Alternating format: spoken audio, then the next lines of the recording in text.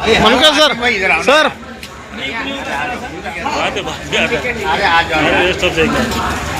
जिल्हाध्यक्ष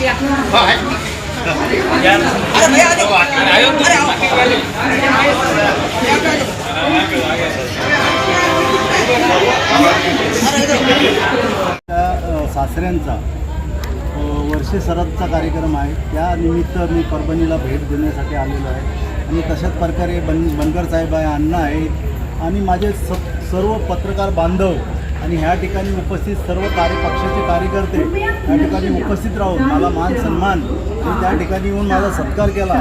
मी सर्वांना खूप खूप परभणीकरांना, पत्रकारांना आणि माझ्या कार्यकर्त्यांना खूप खूप शुभेच्छा देतो. इथंच थांबतो. जय भीम, जय बुद्ध, जय भारत. नमस्कार.